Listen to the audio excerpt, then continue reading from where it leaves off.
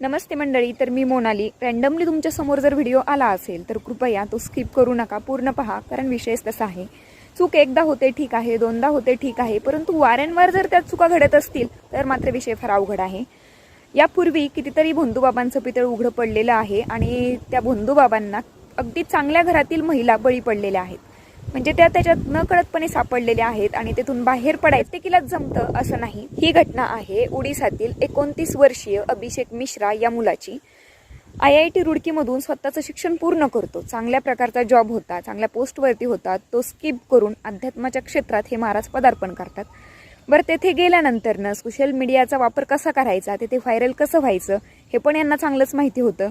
मथुरेतील राधाकुंड या ठिकाणी स्वतःचा आश्रम नव्याने ओपन केला.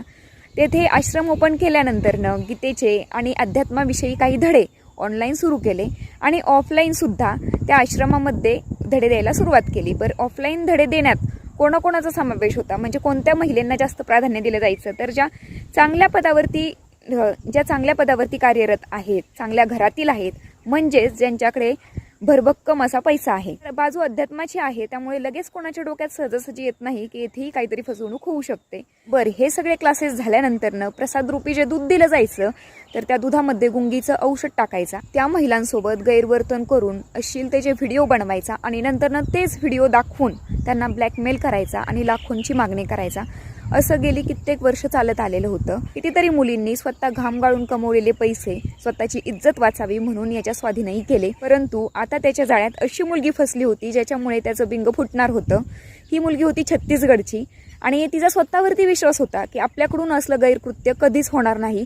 त्यामुळे आपल्याला कुठेतरी फसवलं गेलं याची पूर्ती कल्पना तिला होती. त्यामुळे पुढचा मागचा कसलाच विचार न करता तिने डायरेक्ट पोलीस स्टेशन गाठलं, कंप्लेंट नोंदवली. ज्यावेळेस पोलीस आले त्यांनी याला अटक केलं आणि याचा मोबाईल चेक केला तर याच्या मोबाईलमध्ये 12 ते 13 व्हिडिओ असले सापडले वेगवेगळ्या मुलींचे.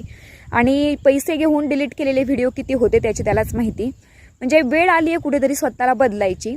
मला तर एक गोष्ट कळत नाही की देव असा आहे का की तो एकालाच प्रसन्न होतो आणि दुसऱ्याला होत नाही. ती सगळ्यात महत्त्वाचं येते म्हणजे आपलं कर्म. चांगलं कर्म केलं तर कुणाला कधीच कसल्याच प्रकारे घाबरायची काहीच गरज. खूपच नैराश्य आला असेल, खूपच एकटं वाटत असेल तर 2-3 दिवसांचा ब्रेक घ्या. एकदम निसर्गरम्य ठिकाणी जा, जिथे तुमचं मन लागेल अशा ठिकाणी जा, किंवा मेडिटेशन करा. सगळ्यात सोपा उपाय.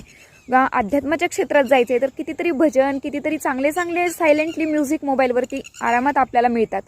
त्यामुळे जाळ्यात अडकलंच पाहिजे असं काही कुठे लिहून ठेवलेलं नाहीये.